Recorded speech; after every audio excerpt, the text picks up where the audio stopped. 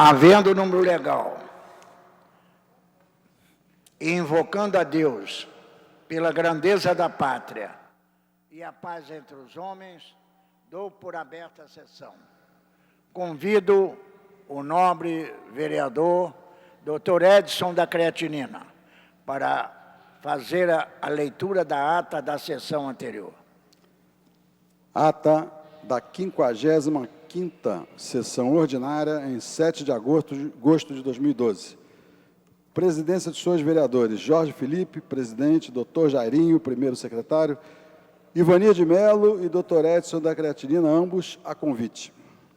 Às 14 horas, com a presença de senhores vereadores Marcelo Piuí, tio Carlos, Carlos Caiado, Carlinhos Mecânico, Dr. Carlos Eduardo, Paulo Pinheiro, Ivania de Mello, Sônia Rabelo, Jorge Pereira, Tereza Berger, Dr. Edson da Creatinina, João Cabral, Patrícia Amorim, Márcia Teixeira e professor Washington, 15, assume a presidência o senhor vereador Ivania de Mello e ocupa o lugar de secretário, o senhor vereador Dr. Edson da Creatinina, ambos a convite. Encerra essa sessão às 16 horas e 51 minutos. Aprovada a ata, passa-se ao grande expediente. O primeiro orador inscrito é o nobre vereador Dr. Edson da Creatinina, que dispõe de 10 minutos. Boa tarde, senhor presidente Ivania de Mello. Boa tarde, demais vereadores presentes na casa, ou em seus gabinetes, ou no plenário, como o doutor Eduardo Moura, que acabou de chegar. Assessores e assessoras, demais pessoas presentes no plenário e ouvintes, telespectadores da TV Câmara. Acabei de voltar do Hospital Municipal da Piedade, e esse hospital ele tem uma ligação muito forte comigo, porque eu me formei na Universidade Gama Filho em 1977. E em 1972, quando eu entrei na faculdade, a primeira palestra que eu ouvi como estudante de medicina no primeiro ano é que nós éramos pessoas de muita sorte, porque nós estávamos ingressando numa faculdade que tinha um curso básico muito bom, um bom centro anatômico, um bom centro de biologia, de fisiologia, e que no terceiro ano de medicina nós inauguraríamos o Hospital Paulina da Gama, que era o Hospital da Piedade, estava sendo construído. Infelizmente, quando nós chegamos no terceiro ano, o hospital ainda não tinha sido inaugurado e nós fomos deslocados para fazer nossas primeiras incursões como médicos, e aqui o doutor Ivani, que é médico, o doutor Eduardo Moura, que também é médico, sabe o quanto é importante e quanto é assim, um mundo novo que aparece aos nossos olhos quando nós temos o primeiro contato com os pacientes. Os primeiros pacientes que nós palpamos o abdômen, que nós fazemos o anamnese, o exame físico. E, infelizmente, o Hospital da Piedade não estava pronto e nós fizemos anamnese, exame físico em pessoas que tinham problemas psiquiátricos. Então, vocês imaginam o quanto foi prejudicial para nós termos contato com esse tipo de paciente, não, logicamente, que eles não mereçam serem atendidos, mas nós, no terceiro ano de medicina, tínhamos que ver pacientes que tinham úlceras de estômago, hepatite, insuficiência renal, esquistossomose, que era o nosso dia a dia daquela época. Bom, eu, infelizmente, não vi esse hospital sendo inaugurado, e ele soube hoje, vou fazer 35 anos de formado, que ele foi inaugurado em 1979, ou seja, 2 anos depois que eu me formei. Diante daquele hospital, eu fiquei imaginando quanto tempo eu perdi da minha carreira médica, em termos de experiência, porque eu não tive a oportunidade de frequentar um hospital, e eu dependi muito de amizades com outros médicos para frequentar um pouco da Santa Casa, um pouco dos servidores, um pouco do Miguel Couto, e eu só tive esse contato com o paciente no 6º ano de medicina no Hospital Geral de Bom Sucesso. Esse hospital, primeiro, ele foi um hospital universitário, que, segundo me disseram, um hospital de excelente padrão. Depois ele foi federalizado e, alguns anos atrás, ele foi municipalizado. E as últimas notícias que nós temos visto no hospital é que o hospital está com sérios problemas de gestão, que a pediatria estava fechada, que o centro cirúrgico não estava funcionando, que faltavam médicos em todas as especialidades. E eu hoje, juntamente com a candidata a prefeito pelo Partido Verde, que é o meu partido, a Aspásia Camargo, e os médicos do Conselho Regional de Medicina, fomos até o hospital para checar. Essa é uma das funções não só do vereador, como o médico interessado que o hospital, ligado à sua universidade, onde eu me formei, que ele tenha boas condições de ensino e boas condições de atendimento aos pacientes. Nós fomos recebidos pela diretora do hospital, juntamente com a nossa candidata a prefeita e mais um representante do CRM. É lógico que o que nós ouvimos sempre dos gestores é justamente o contrário do que sai no jornal ou o contrário do que os médicos do hospital falam. A gestora, a diretora do hospital, falou que o hospital estava funcionando muito bem, que os médicos que estavam faltando já tinham acabado de ser contratados, que o centro cirúrgico estava sendo reformado, que a pediatria em pouco tempo ia funcionar. E até uma pergunta que eu fiz quando ela me falou do setor de urologia, eu perguntei quem fazia urologia no hospital, e ela me falou o nome de um amigo meu, eu disse assim, aqui tem aquele aparelho que quebra pedra? Eu disse, tem um aparelho, a litotripsia extracorpórea. Quando nós acabamos a conversa com a diretora do hospital, doutora Lúcia, não me recordo o sobrenome dela, ela não deixou que os médicos participassem da reunião para ver o contraponto, para ver o outro lado da história. A história era exatamente ao contrário do que ela tinha falado, né? Então, a pediatria estava completamente vazia, né? Não havia médicos trabalhando, ainda vão ser contratados. O centro cirúrgico está em obras, mas eu que passo todo dia na porta do Maracanã e vejo centenas de funcionários trabalhando de maneira ininterrupta, trabalham até de noite para que o Maracanã fique pronto. Eu vi alguns funcionários trabalhando no centro cirúrgico e fui até a urologia quando ouvi do meu amigo urologista que a história não é nada aquela que a nossa não, porque ela não é minha, a diretora do hospital, a doutora Lúcia, contou. Falta material, não existe o aparelho de litotripsia, eu até fiquei surpreso, fiquei gratamente surpreso, né, porque ela disse que havia aquele aparelho, eu nunca vi esse aparelho em hospital público, é um hospital que quebra pedras e que impede que os pacientes que sofrem de litíase renal sejam operados.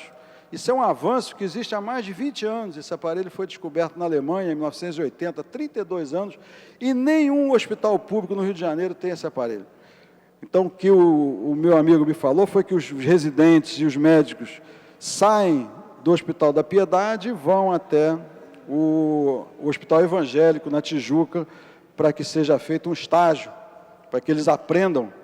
E um hospital universitário deve ter todos os recursos para que aqueles médicos aprendam o que está ocorrendo com aqueles pacientes. Mais uma vez, ouvimos que a solução da contratação oferecida pelo nosso secretário de Saúde, secretário municipal, é a contratação urgente pela Fiotec de funcionários que vão cobrir a falta desses profissionais. E, mais uma vez, nós chegamos à conclusão que a saúde no Rio de Janeiro continua capenga, continua em péssimo estado. No final da reunião, tivemos uma manifestação do lado de fora em que ouvimos as reais manifestações, ou a real situação relatada pelos funcionários do hospital. Eu estou ouvindo o meu professor Paulo Pinheiro já tomar posição no outro microfone, acho que ele quer fazer uma parte, é sempre um prazer, né, ofereceu a parte para o professor Paulo Pinheiro, mesmo se ele ter me pedido.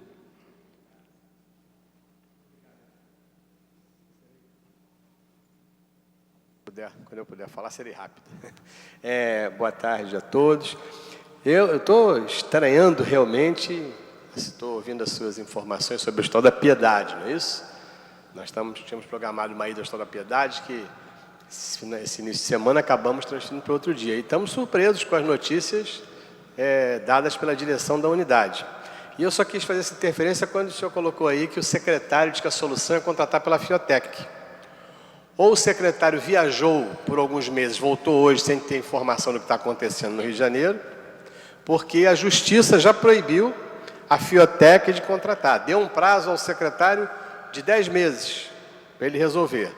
Mas o presidente da Fiocruz, professor Paulo Gadelha, em encontro marcado, fotografado, impresso no Sindicato dos Médicos, garantiu, e olha que promessa em ano de eleição é importante, ele é candidato à reeleição na Fiocruz, e a eleição lá é antes de acabar o ano, então se ele não cumprir, ele vai passar maus pedaços na sua eleição lá na Fiocruz. Ele determinou que todos os contratos com a Fiotec, desse tipo, transformaram a Fiotec em barriga de aluguel, que contrataram médicos sob o nome de pesquisadores, técnicos de enfermagem, pesquisadores da madrugada. Ele confirmou que 30 de dezembro vão todos embora. Então, eu acho um absurdo isso que o secretário acabou de informar para você, que ele vai contratar a Fiotec agora. É para nos enrolar, é para enrolar os Fiotecs? O que significa isso? Porque ele, primeiro, pela lei, não pode mais. Segundo, a Fiotec diz que não terá mais contratos. Então, acho isso muito estranho. E eu lhe pergunto se houve alguma discussão lá a respeito de um outro caminho de solução para aquela unidade de saúde, que seria a refederalização da unidade. Houve alguma conversa sobre isso? Houve. A diretora do hospital não deixou, né, que os funcionários do hospital comparecessem à reunião.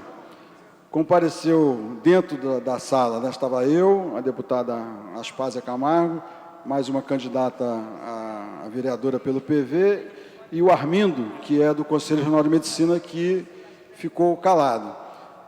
Mas lá fora, o CRM fazia uma manifestação exatamente pedindo a refederalização. Quando isso foi falado, eles foram aclamados, todos os funcionários querem que o hospital seja refederalizado, né? E o que você falou, justamente eu fiquei surpreso, porque é um tampão que eles estão colocando. O doutor João Luiz, meu colega, não sei se ainda é meu amigo, mas no começo da minha vereança era meu amigo, mas eu tenho feito tantas críticas aqui, eu espero que ele não fique chateado comigo, porque nós falamos apenas uma realidade do que está ocorrendo com a saúde do Rio de Janeiro. E ela falou que tinha ligado para o doutor João Luiz que ele tinha autorizado a contratação de 10 pessoas pela Fiotec. E a diretora do hospital falou que não ia admitir, que queria abrir a pediatria imediatamente e que ela mesma e a vice-reitora dariam um plantão domingo se esses médicos não chegassem lá. Nós fomos visitar a pediatria está completamente abandonada. Eu não vou negar que o CTI está em boas condições, a unidade coronariana e a clínica médica estão em boas condições. Mas o centro cirúrgico está fechado, a pediatria está abandonada, não há um paciente, né, e faltando médicos, isso não vai ser amanhã. Eu acho que ela vai ter que dar plantão domingo mesmo, porque os médicos não vão chegar. E os médicos lá fora, né, se queixavam de tudo, né, que eles me relataram por telefone, e que a nossa secretária, a nossa diretora conta uma história completamente inversa. Eu acho, Paulo, que ela aprendeu muito bem o discurso da secretaria. Eu acho que eles se reúnem, né, o doutor Hans Norman se reúne com os seus diretores, porque eles falam exatamente a mesma história, né, que está tudo uma maravilha, a gente pensa, né, que a saúde no Rio de Janeiro está muito boa, mas quando chega lá na frente do hospital, falando com os médicos, a gente sabe o desastre que é.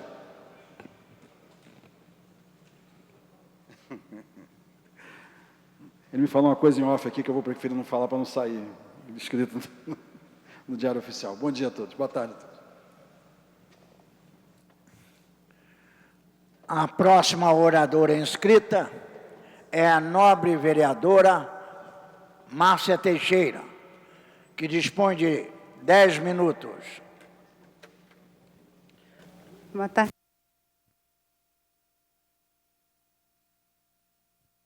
Nos assistindo pela TV Câmara, os funcionários e vereador Dr. Edson da Creatina, lembrando mais um caso sobre o Hospital Rocha Faria, que está em estado deplorável. Ontem, eu ouvindo a notícia desse hospital, estado deplorável de higiene, horrível. Vamos ver até quando, né? Vai durar isso. Nós estamos sendo vozes aqui, vozes do povo, vozes do cidadão carioca, fiscalizando.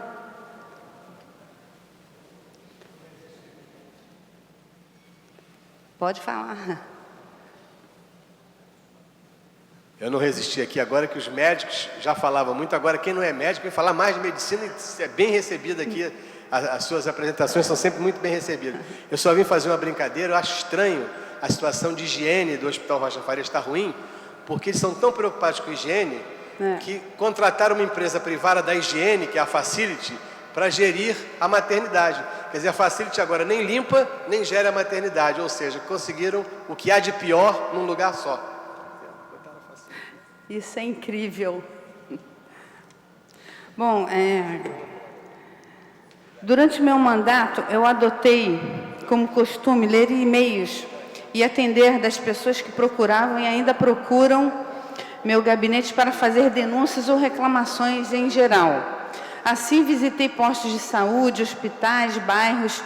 Também briguei pela construção de rampa de acesso na Zona Norte, que eu ainda bato nessa tecla aqui, que esse caso está na Seconserva e estamos em contato semanalmente. E, recentemente, eu visitei agora um desses bairros, o bairro Jardim América, e os moradores entraram em contato reclamando das péssimas condições em que vivem e do estado de abandono do bairro. E essas denúncias me chegaram há aproximadamente 2 meses e víamos estudando e analisando e, de fato, eles não estavam exagerando. Era mesmo um quadro de desolação. Nós fomos no local e vimos a situação desastrosa que encontra aquela comunidade. E tanto o governo do estado como a prefeitura do Rio se ausentaram daquele lugar. Visitamos as comunidades de Terra Encantada e Nova União. E de cara para atravessar o rio Acari, tivemos que passar por uma ponte de tacos, madeiras, praticamente todos soltos. Aliás, o pobre rio Acari hoje se encontra e se pode comparar a um esgoto, um grande esgoto a céu aberto. Registramos várias pessoas com dificuldade para atravessar essas pontes. Eu mesma tive essa dificuldade em atravessando aquela ridícula ponte de madeiras, muito perigosa. E tivemos notícias de pessoas que já caíram dentro do rio e outras ficaram presas. E uma senhora com seu bebê de colo, por pouco não se feriu gravemente, doutor Ivanildo. É um caso muito degradante, terrível para a população daquela comunidade. E as casas que beiram o rio Acari estão desmoronando. Isso que eu achei assim mais terrível. E muitas já caíram completamente. E durante as chuvas esse perigo aumenta consideravelmente. E uma moradora nos convidou a entrar em sua casa e pudemos perceber a condição desumana em que vive. E ela não usa mais o seu banheiro, o que se pode dizer que aquilo é um banheiro. Ela isolou a parte do banheiro, ela não usa mais, porque está ameaçado a cair à beira do rio Acari. E fora o cheiro, que é horrível. E ela não tem mais condição de usar aquele banheiro. Então, está comprometido a estrutura daquela casa. Esta realidade se repete em todas as casas, todas rachadas e insalubres. Então, em conversa com um grupo de moradores, nos foi informado que aquela comunidade estaria interditada pela Prefeitura através da Secretaria Municipal de Habitação. Disseram que seriam direcionados a um abrigo ou receberiam uma indenização, mas até hoje nada aconteceu. O que eu fiquei muito curiosa e achei muito estranho, porque a Prefeitura, já sabendo do caso daquelas casas ameaçadas, isso me deixou muito preocupada. E sobram buracos nas ruas, acidentes são frequentes e alguns deles até com mortes. Então, as crianças brincam próximas a vazamentos de esgoto, verdadeiro caos. Então, diante de tudo isso, eu tentei abreviar aqui e solicitei no mesmo dia uma audiência com o secretário de Habitação, o Dr. Jorge Abitar. Ele marcou a reunião durante 2 semanas seguidas, telefonando para a Secretaria de Habitação, e, graças a Deus, o secretário nos concedeu uma audiência e eu pude lhe contar, relatar tudo que eu vi, mostrar fotos, que inclusive estão postadas no meu site, no Face, para vocês poderem comprovar esse caos, essas condições subhumanas daqueles cidadãos que moram naquela comunidade. E, no final, o secretário se disse chocado e não tinha muito conhecimento do caso, mas queria tomar providências e queria fazer o possível. E o que me deixou com uma esperança, e a minha esperança ela nunca morre, porque nós temos a esperança no Senhor, em Deus, e eu tenho certeza que o secretário, com muito carinho e muita educação, que ele me atendeu, o secretário Jorge Bittar, ele vai entrar em contato comigo, ele vai poder fazer esse relacionamento maior comigo, ele vai dar mais informações, junto à minha assessoria também. E eu fiz questão de abordar esse assunto aqui no plenário da Câmara dos Vereadores, para que o pleito dessas pessoas ganhe uma voz para além do seu próprio bairro, e assim fazer com que a solução desse problema ganhe celeridade. Então, usando esse plenário aqui hoje, doutor Ivanildo, eu peço mais uma vez o secretário Jorge Bittar, junto à sua assessoria, que acelere esse processo, essas denúncias, o caos que nós vimos ali naquela comunidade e que, inclusive, ele viu por fotos, ele disse que iria lá ver isso, e que não fique restrito, né, nem escondido naquelas comunidades humildes e abandonadas, porque essas pessoas precisam de ajuda, precisam de um lugar mais humano, de casas próprias, com condições humanas que elas devem morar. Então, fica aqui registrado essa minha visita, o que eu estou fazendo, embora a nossa campanha, né? Estamos aí atuantes na campanha, e não obstante a campanha, nós estamos trabalhando, sendo voz desse povo, fiscalizando o executivo para o bem-estar dessa cidade. Obrigada. O próximo orador inscrito é o nobre vereador Dr. Eduardo Moura, que dispõe de 10 minutos. Senhor presidente, senhores vereadores, vereadoras, técnicos da casa, assessores, funcionários, telespectadores da TV Câmara, hoje, mais uma vez, eu venho abordar um assunto que ontem eu iniciei, que foi a questão dos problemas que os dentistas, cirurgiões dentistas, vêm passando em relação às empresas de planos de saúde. Só que a abordagem hoje diz respeito à questão das condições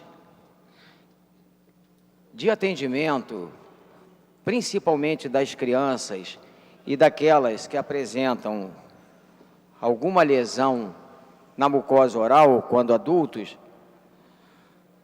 e por isso eu enviei um requerimento de informação de número 2260 de 2011, 2260 de 2011, de minha autoria, e que recebi a resposta nas seguintes perguntas. Qual a incidência de lesões cariosas nos primeiros molares permanentes que geralmente erupcionam aos 6 anos?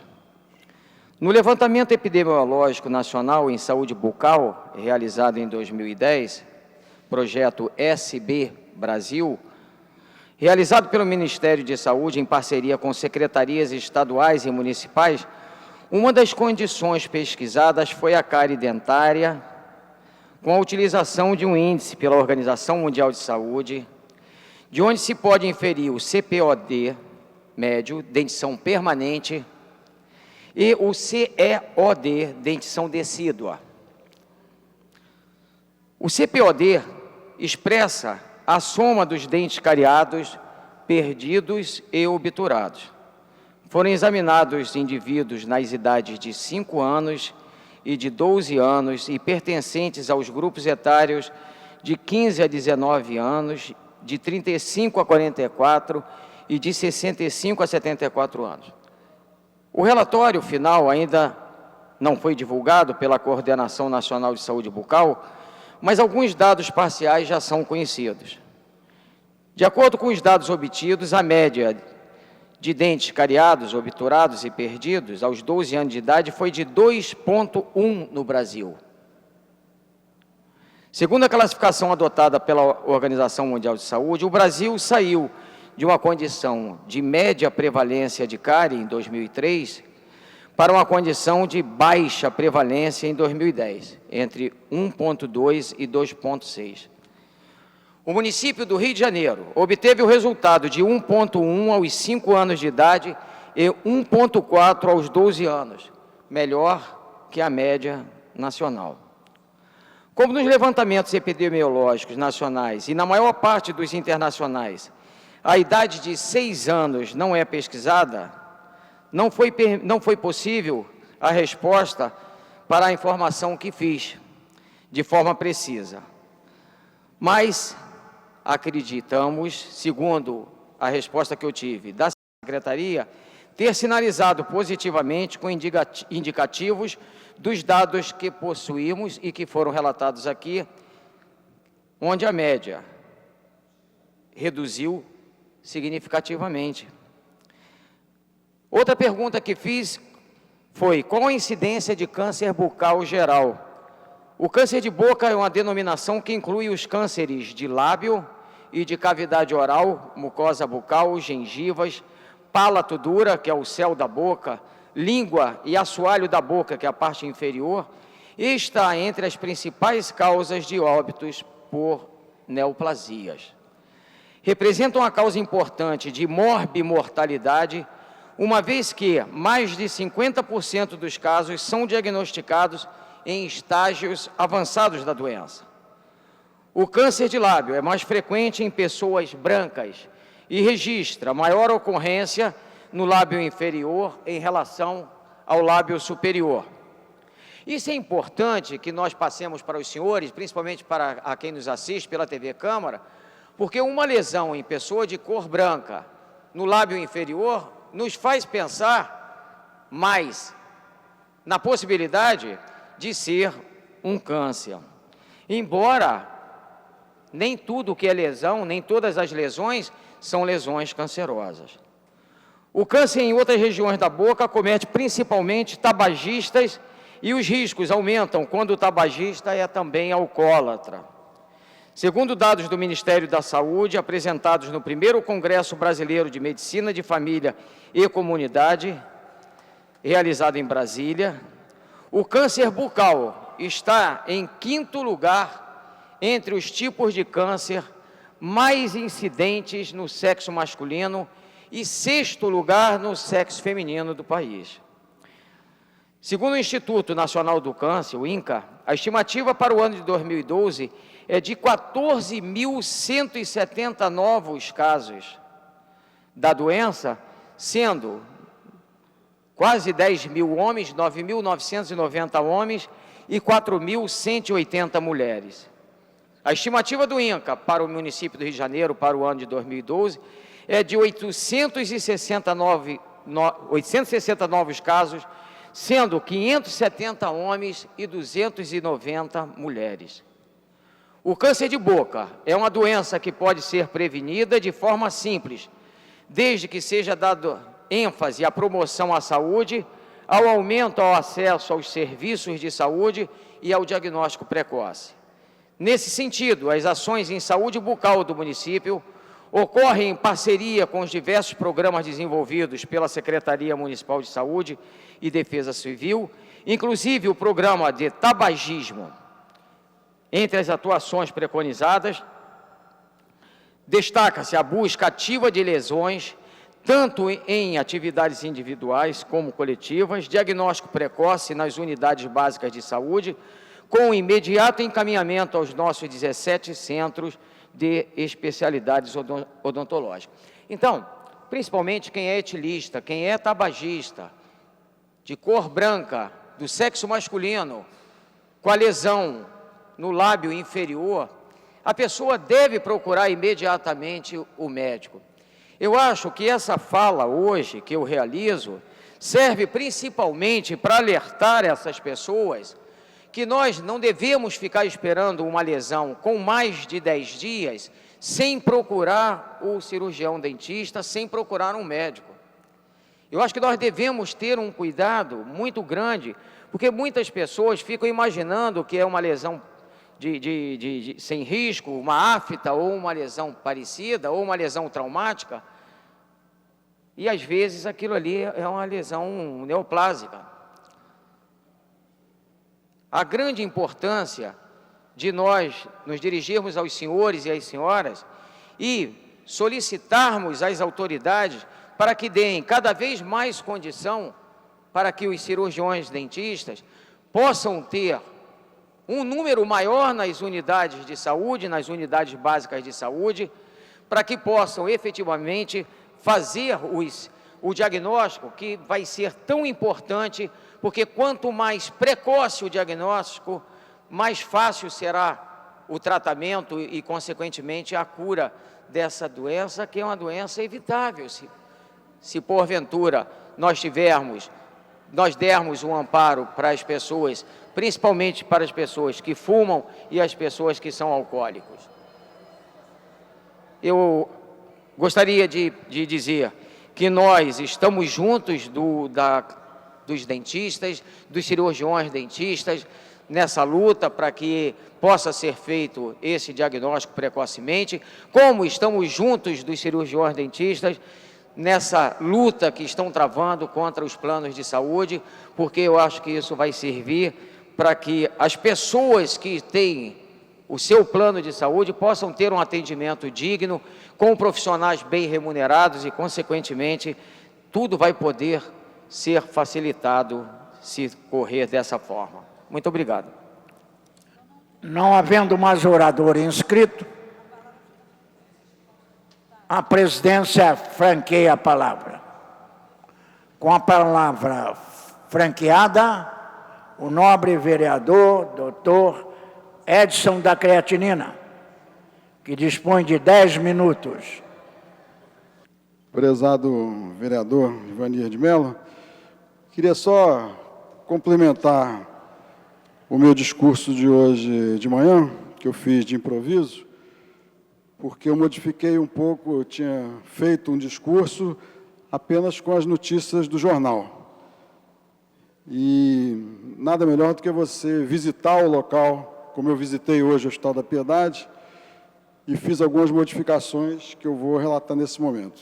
Na manhã dessa quarta-feira, eu realmente estive no Hospital Municipal da Piedade, e onde faltam médicos, até é interessante ver o que eu escrevi sem visitar e a confirmação visitando. Então, faltam médicos, falta material de trabalho cirúrgico, o centro cirúrgico está em manutenção e não tem o material adequado, falta a manutenção das áreas comuns, não tem o material para autoclavar o material cirúrgico, e a diretora falou que estavam chegando 2 autoclaves, e não considero que o estado de conservação da unidade esteja precário, ele está ruim, inclusive com a comparação, quando nós visitamos o CTI, que está em excelente condição de conservação,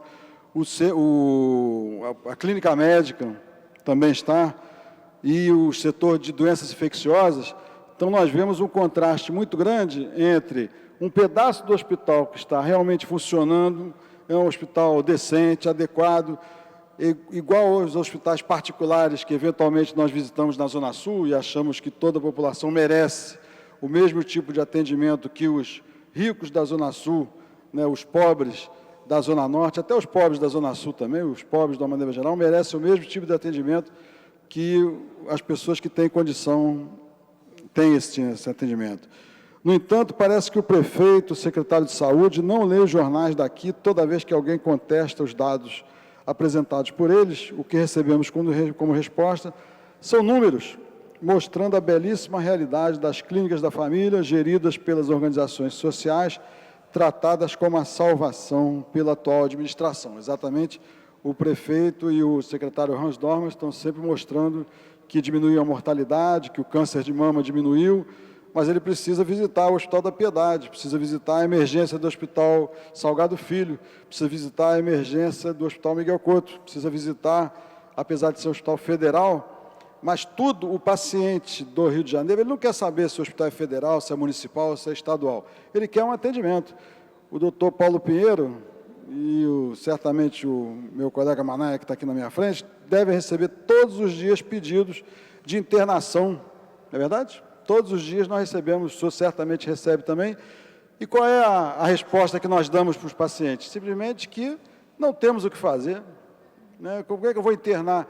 Essa semana me ligou um paciente precisando de uma vaga para um tumor de fígado, um cálculo renal, o outro que infartou, todo mundo em casa. Teve um paciente que estava com icterícia, quer dizer, os olhos amarelos, a urina escura, e tinha sido mandado para casa, tinha um tumor de pâncreas. Como é que um paciente com tumor de pâncreas é mandado para casa de uma clínica da família, para ele se virar, para ele arrumar uma vaga, e ele conhece um de nós e telefona para arrumar uma vaga? Eu não tenho como arrumar vaga. A salvação é tratar os profissionais de saúde concursados com respeito, dando a eles, e fazer o concurso, é claro, dando a eles condições dignas de trabalho. Mas as autoridades não conseguem ou não querem dar a mesma atenção aos hospitais. É inaceitável deixar que a situação de importantes unidades de saúde chegue ao ponto lastimável que encontramos na Piedade. Não podemos aceitar esse descaso. Ainda na área da saúde, logo mais às 18h, temos uma assembleia para lutar contra o esvaziamento do IASERJ. Nós também participamos da luta contra a demolição do IASERJ. Eu acho que vai ser apenas uma manifestação, mas a decisão do governo federal, estadual, para mim, ela é irreversível, né, e o hospital realmente será demolido. Mais uma das barbaridades cometidas contra a saúde pública. Porém, no que depender da garra dos profissionais de saúde, do empenho dos parlamentares comprometidos com a defesa do serviço público gratuito de qualidade, né, nós vamos vencer mais essa batalha, e a minha solidariedade aos colegas e aos pacientes. Boa tarde. O próximo orador inscrito é o nobre vereador Dr. Jorge Manaia, que dispõe de 10 minutos.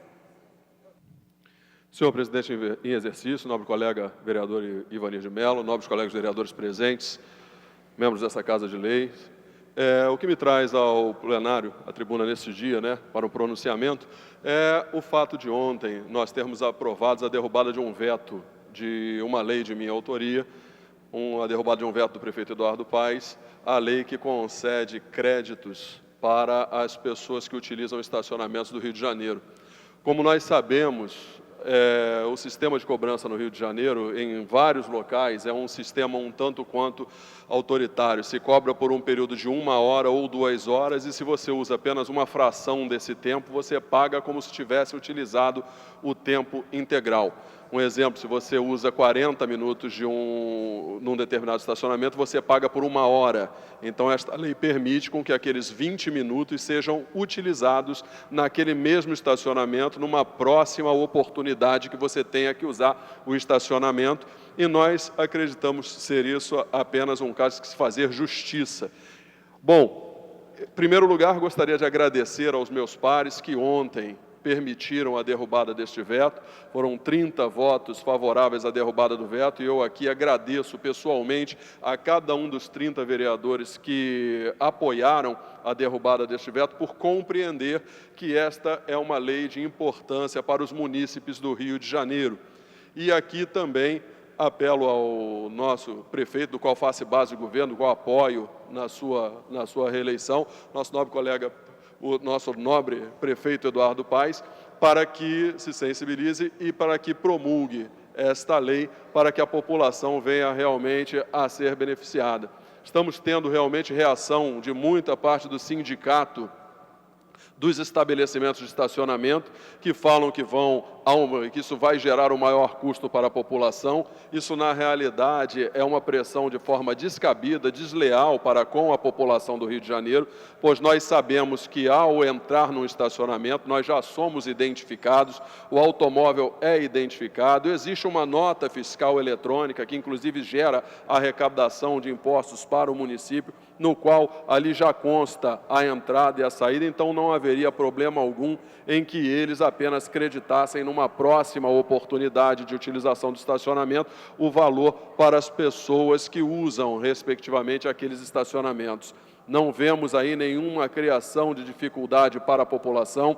Cremos que a população ela será extremamente beneficiada. Já fomos procurados por diversos órgãos da imprensa que nos demonstraram realmente ampla compreensão ao nosso pleito, têm sido bastante solidários e têm nos telefonado para procurar saber o conteúdo real da lei e compreender um pouco mais da lei que foi apresentada aqui e como ela foi tramitada.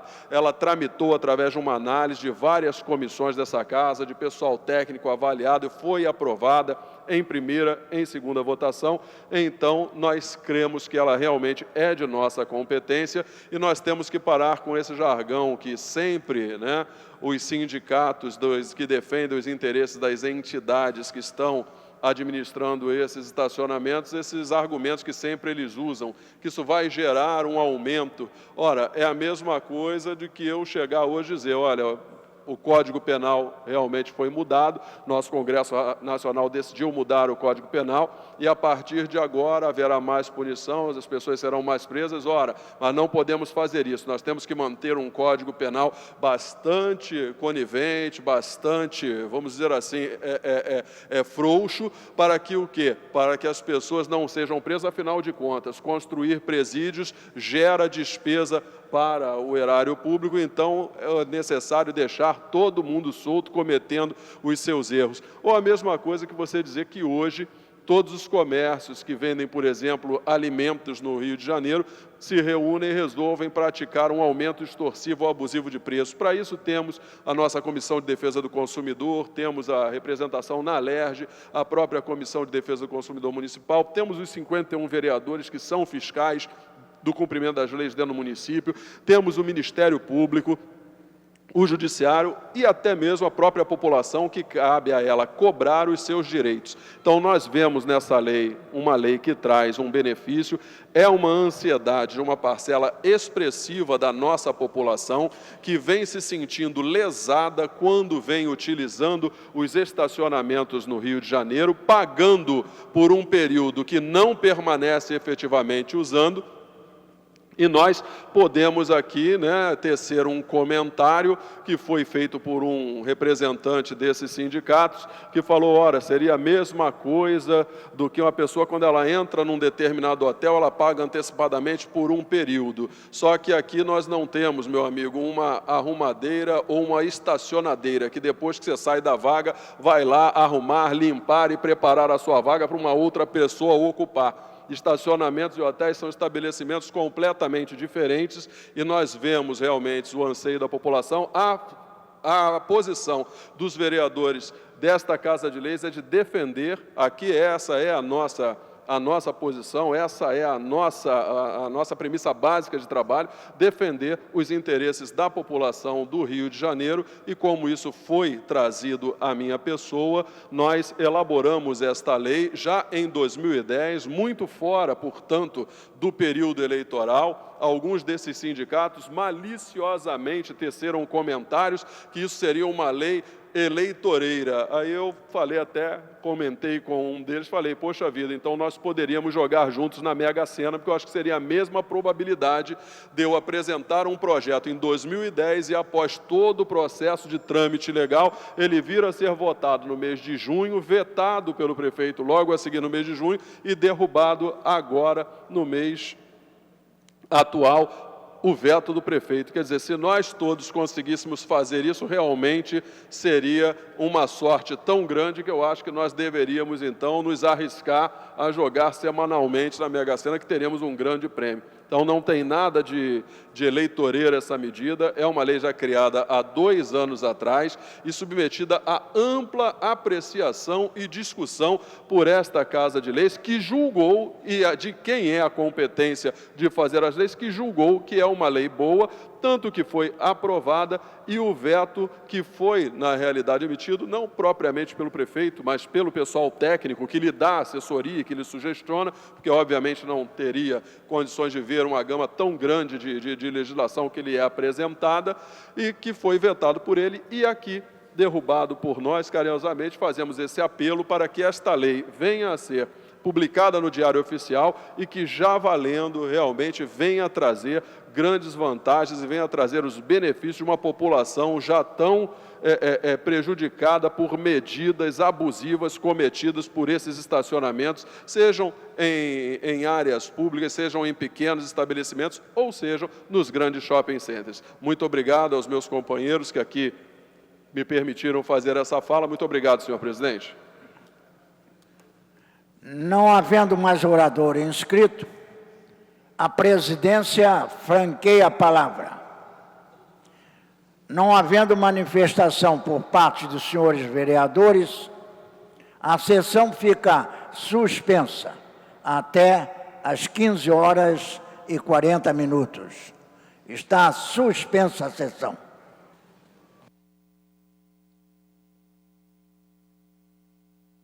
Terminada a primeira parte do grande expediente, passa-se à segunda parte. Não havendo orador inscrito, a palavra fica franqueada. Não havendo quem se manifeste, a sessão fica suspensa até às 16h. A sessão está suspensa. Está reaberta a sessão. Terminado o tempo destinado ao grande expediente e não havendo matéria a ser examinada no prolongamento, passa-se a ordem do dia. Pela ordem, presidente. Pela ordem. É a comunicação de liderança ou pela ordem? Não, é só para comunicar a ausência involuntária da vereadora Sônia Rabelo, que está em Brasília, audiência pública. Por favor. Esclarecida a ausência da nobre vereadora Sônia Rabelo. Pela ordem, senhor presidente. Pela ordem, nobre vereador Tio Carlos. Senhor presidente, gostaria que o senhor procedesse à verificação de quórum. Verificação, solicitada a verificação. A presidência solicita aos senhores vereadores que tomem assento em suas bancadas. Primeira bancada. 1, 2, 3, 4. Segunda bancada. 1, 2. Terceira bancada. 1. Quarta bancada. 3, 4, senhores vereadores. Mesa. 3, senhores vereadores. Presente. Mais um, senhor vereador. 15 senhores vereadores.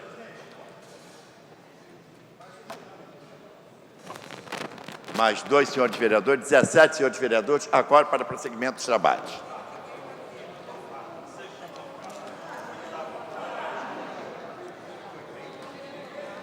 Em tramitação especial, em regime de urgência, em discussão única, em votação.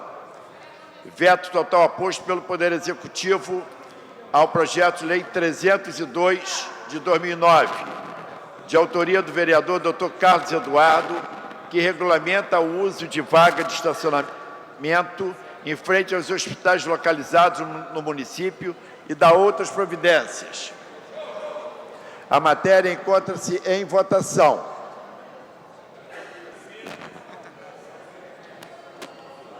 Tem pesquisa, está bem.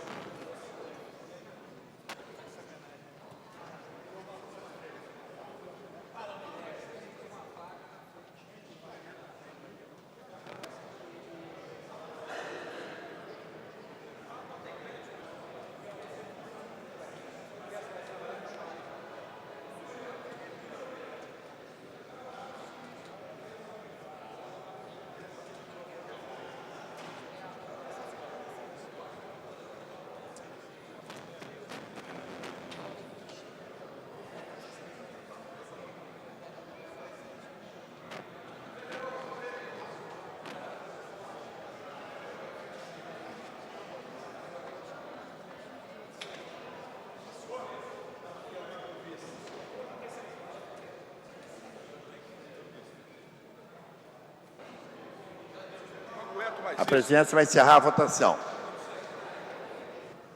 Encerrada a votação, votaram sim um senhor vereador, não 29 senhores vereadores. O veto está rejeitado, segue a promulgação do projeto. Em tramitação especial em regime de urgência e discussão única, veto total aposto pelo Poder Executivo ao projeto de lei número 1933/2004, de autoria do vereador Alexandre Cerruti, que autoriza o Poder Executivo a conceder incentivos fiscais a clubes esportivos e entidades sociorecreativas para a realização de projetos esportivos e de recreação e da outras providências. Pendente parecer da Comissão de Finanças e Orçamento.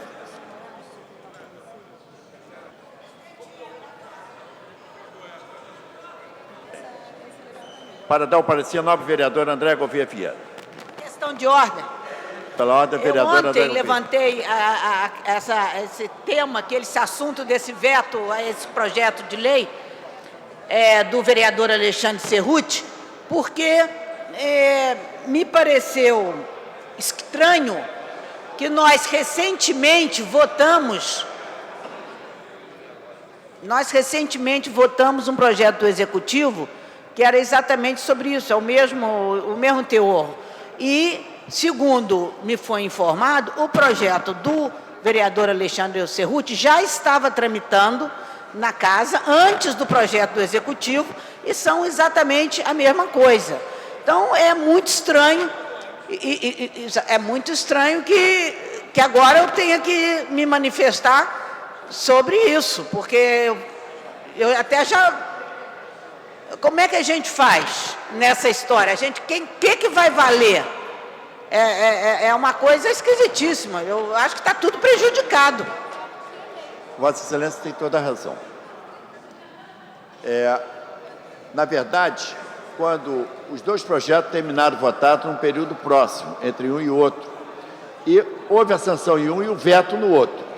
O objeto é o mesmo, o mérito é o mesmo. Penso que devemos manter o veto e, dessa forma, prevalecer a legislação vigente.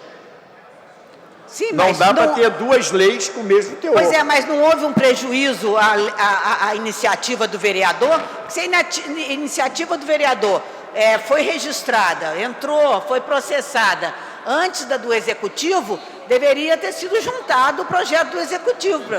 Agora, como é que a gente faz? O que me dá o ânimo do Legislativo deveria ser derrubar o veto desse do prefeito. A esse dele, porque esse entrou antes. Mas e aí, qual que vai valer? Vai valer o do prefeito ou vai valer o do vereador Alexandre Cerruti? Valerá a lei vigente, se a Câmara entender em manter o veto. O objetivo é o mesmo. Claro, temos que saudar o vereador Alexandre Cerruti pela diligência, pela presteza, pelos cuidados em relação a essa matéria, mas... a minha opinião pessoal é que é inconcebível a Câmara votar essa mesma matéria duas vezes, e se tratando do mesmo mérito. Mas então houve um erro do processo cotejando legislativo? Um contra o outro, se cotejarmos um com o outro, tiver divergência no mérito, aí os vereadores votam de acordo com suas consciências. Agora, se o objetivo é o mesmo, ele já foi alcançado. Qual foi a razão do veto do prefeito?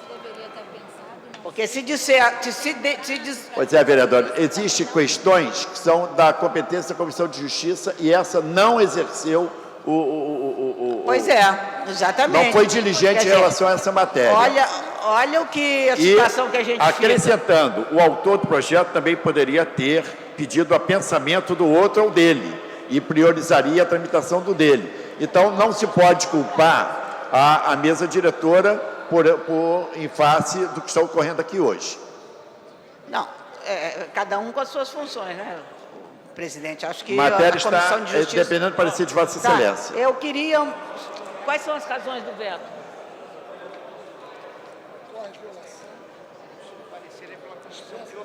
Eu sei, mas quais são as razões do veto do prefeito? Olha só, o senhor vê a situação que o Executivo coloca essa casa. Primeiro, diz que a proposta padece de vício de inconstitucionalidade, o que já está mais do que pacificado pelo Supremo Tribunal Federal, que o município e os legislativos municipais têm, sim, prerrogativa de apresentar projetos de isenção tributária. Então, isso aqui já condena as razões de veto do Executivo. Por isso, presidente, que além desse problema, que foi um erro aqui da Câmara, de ter votado o projeto do Executivo antes do projeto do vereador, nós temos aqui absurdo escrito pela área jurídica da Prefeitura, que está dizendo que esse projeto tem vício de iniciativa. E isso é muito sério, porque nós vamos continuar a aceitar que se mande e a gente mantenha um veto, quando a razão do veto é absolutamente contrária ao que o Legislativo hoje pode fazer, ao que é uma prerrogativa nossa. Presidente, é questão de ordem. Se a gente mantém esse veto, nós estamos dizendo que o Executivo tem razão quando diz que nós não podemos apresentar projetos de lei sob isenção tributária. Qual o parecer de Vossa Excelência? Nós estamos validando. O meu parecer, pela comissão, na verdade, o meu encaminhamento é contrário, ou seja, pela derrubada do veto. É contrário ao veto. Por todas essas razões aqui que eu acabei de explicar. E quando no futuro, uma questão como essa chegar no judiciário e a prefeitura mostrar e demonstrar que o próprio plenário da Câmara apoiava e mantinha vetos do prefeito, sob o argumento de que havia vício de inconstitucionalidade na proposta tributária, o judiciário vai dizer que o legislativo não poderia legislar sobre o assunto. Porque nós estamos aceitando o argumento do executivo, que esse projeto, ele podia ter dito todos os argumentos, que não podia, porque no mérito não era bom, ele podia ter dado o veto pelo mérito, mas não pelo vício de iniciativa, porque é, sim, possível e passível a prerrogativa do vereador de legislar tributariamente. Então, eu não posso ser a favor da manutenção desse veto. Peço aos meus colegas que prestem atenção no que estão votando. Estão abrindo mão de fazer projetos de lei com isenção tributária ou sobre tributos. O parecer é pela rejeição do veto. Embora na conclusão não tenha nada a ver com a realidade. Ninguém vai abrir mão de apresentar projeto em decorrência de se manter um veto. O que está se discutindo aqui é um mérito que já foi alcançado, rigorosamente é isso. Embora a argumentação do veto seja repudiável, como foi por Vossa Excelência, e eu estou solidário com Vossa Excelência nesse aspecto. Pela ordem, vereador doutor Jairinho. Presidente, em relação à matéria tributária, é manso e pacífico que a Câmara, tanto a Câmara quanto o Poder Executivo, tem a prerrogativa de fazer a lei. Em relação a manter ou rejeitar o veto, a justificativa não é a justificativa que faz com que o vereador mantenha ou rejeite o veto. O que aconteceu foi uma votação concomitante em que a lei que veio do Executivo estabelecia metas e parâmetros percentuais para os descontos que dariam para os clubes. Tá certo? E essa lei do Alexandre Cerruti, do vereador Alexandre Cerruti, passa para o Executivo essa prerrogativa. Enfim, como foi tramitado em tempos iguais e não houve, por parte da Comissão de Constituição e Justiça, verificar que havia um projeto similar e nem o próprio autor identificou que o projeto que ora votado era similar ao dele, é coerente que a Câmara de Vereadores mantenha o veto do prefeito para que não se haja, para que se conserte uma falta de atenção que houve, tanto da Comissão de Justiça quanto do próprio vereador Alexandre Cerruti. Em discussão. Pela ordem, o vereador Tio Carlos.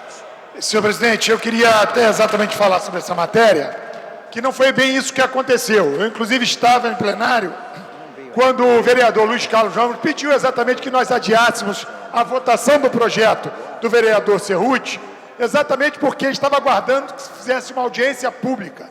Na verdade, todos nós sabemos que o prefeito Eduardo Paes, foi uma promessa de campanha do prefeito Eduardo Paes na eleição, e que, quando viu que o projeto seria contemplado por um vereador do Democratas, ele realmente aí se atentou e pediu que se movimentasse tudo isso. Inclusive, foi pedido o adiamento para que nós não votássemos aqui o projeto quando entrou na ordem do dia. O vereador Cerruti até consentiu o adiamento.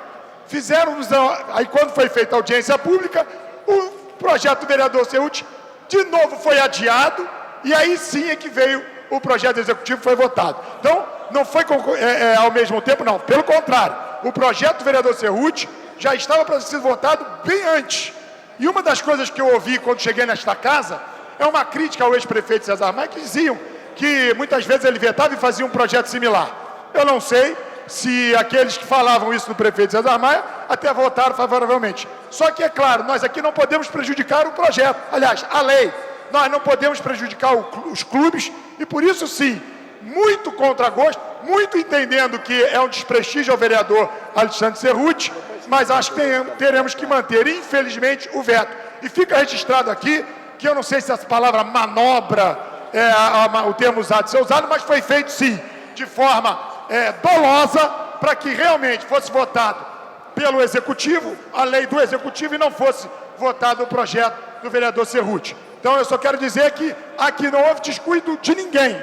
Talvez, segundo o vereador Jairinho, da mesa diretora, também acho que não, da Comissão de Constituição e Justiça, também não, nem do vereador Cerruti, que inclusive eu me lembro que o vereador Luiz Carlos Ramos pediu que nós fizéssemos esse adiamento, entendendo até que poderíamos dar valor ao projeto do vereador Cerruti. O que aconteceu foi isso. Então, hoje, nós vereadores, se mantivermos o veto, vamos prejudicar os clubes, e aí sim, vamos realmente atrapalhar esse processo, que foi um ganho, que eu reputo uma promessa de campanha do prefeito Eduardo Paes, que durante os 3 anos e meio, durante o seu governo, esqueceu que tinha feito essa promessa em dar apoio aos clubes de bairros que estão falidos, e aí, nesse momento oportuno para o Executivo, ele fez esse tipo de colocação. Então, queria observar os companheiros vereadores, que nós, infelizmente, vereador Cerruti, pudéssemos, enfim, não sei, é um entendimento, quero conversar com Vossa Excelência, para ver como a gente pode encaminhar até pelo DEM. Em discussão a matéria. Não havendo quem queira discutir, encerrada a discussão, em votação.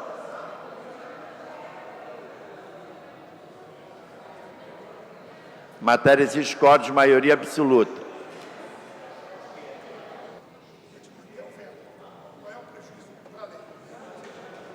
Como voto, senhores vereadores.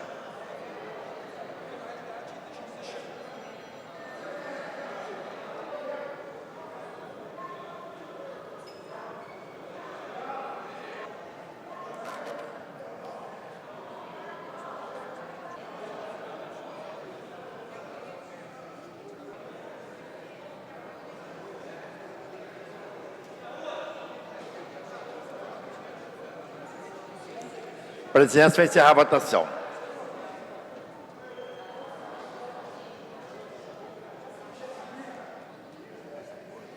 Encerrada a votação. Votaram sim 9 senhores vereadores, não 21 senhores vereadores. O veto está mantido. Passa-se a matéria seguinte. Em tramitação especial em regime de urgência em discussão única, veto total aposto pelo Poder Executivo ao projeto de lei número 725/2010, de autoria do vereador Dr. João Ricardo, que dispõe sobre a criação das calçadas ecológicas no município do Rio de Janeiro e dá outras providências, pendente parecer da Comissão de Finanças, Orçamento e Fiscalização Financeira. Para emitir parecer a nova vereadora. Quem são os outros?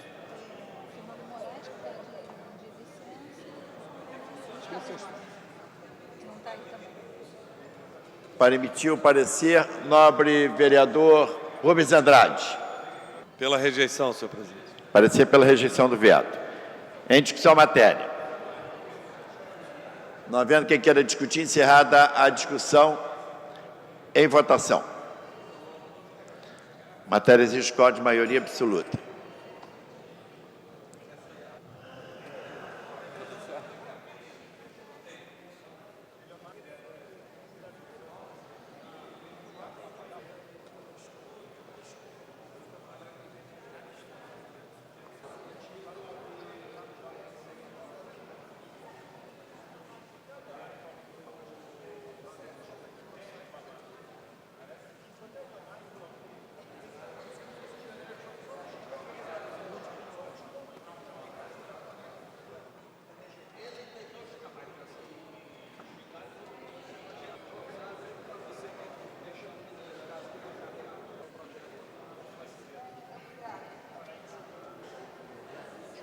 A presidência vai encerrar a votação.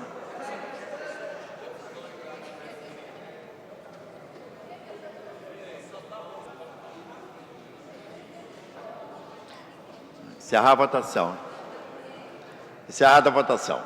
Votaram sim 5 senhores vereadores, não 28 senhores vereadores. O veto está rejeitado. Segue a promulgação. Em tramitação especial, em regime de urgência e discussão única, Veto total aposto pelo Poder Executivo ao projeto de lei número 1123/2011, de autoria do vereador Marcelo Piuí, que cria e delimita o bairro Colônia Juliano Moreira, na 16ª RA Jacarepaguá. Em discussão a matéria. Não havendo quem queira discutir, encerrada a discussão, em votação. Exige quórum de maioria absoluta.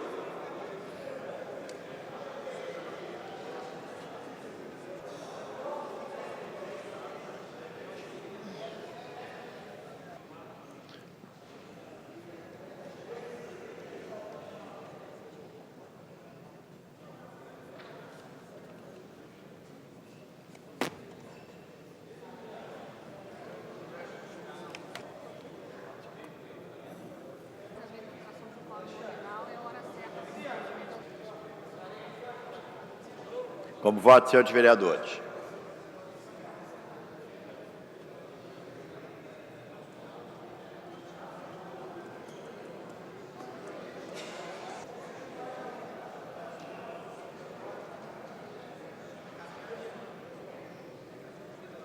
A presidência vai encerrar a votação. Encerrada a votação. Votaram sim um senhor vereador, não 27 senhores vereadores. O veto está rejeitado. O projeto segue a promulgação. Passa-se a matéria seguinte, em tramitação especial em regime de urgência e discussão única.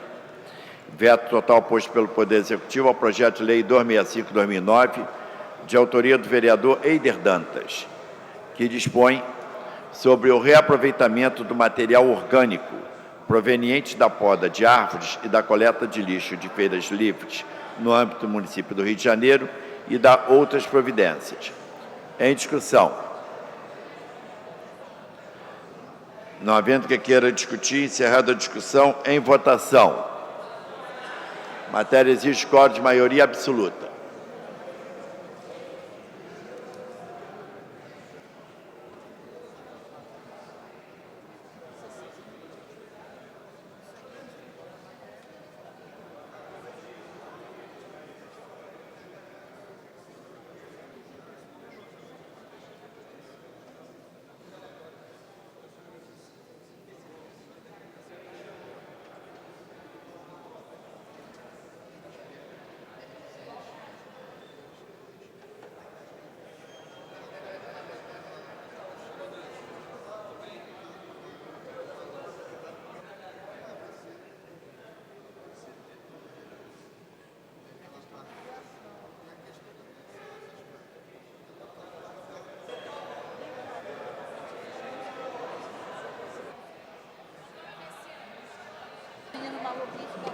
A presidência vai encerrar a votação. Encerrada a votação, votaram sim nenhum senhor vereador, 26 votaram não, portanto o veto está rejeitado. Segue a promulgação.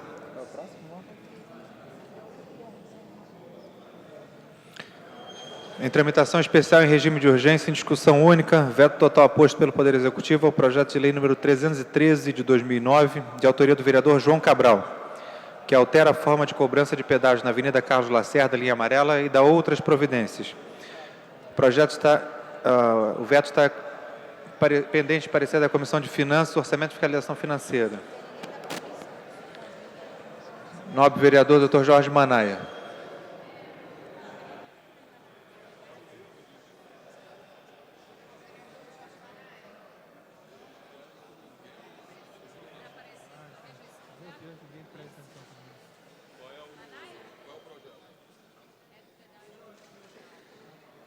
Nobre vereador Dr. Jorge Manaia, o parecer da Comissão de Finanças e Orçamento pelo veto proposto ao projeto 313 de 2009. Pela rejeição ao veto. Parecer da Comissão de Finanças e Orçamento pela rejeição ao veto. Em discussão a matéria. Não havendo orador inscrito para discutir. Encerrada a discussão em votação. A matéria requer quórum de maioria absoluta. Os painéis estão liberados.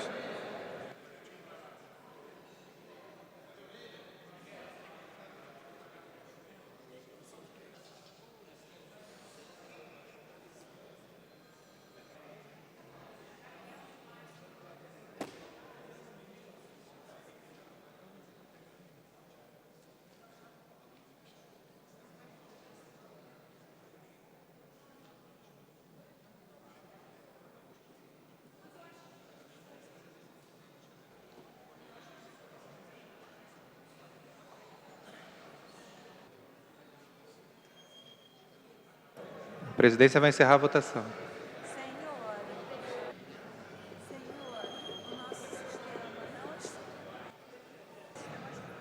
Encerrada a votação. Votaram sim nenhum, senhor vereador. Não, 16 senhores vereadores. Não há quórum para deliberar nem dar prosseguimento aos trabalhos. A presidência, antes de encerrar, convoca a sessão ordinária para amanhã às 14 horas. Está encerrada a sessão.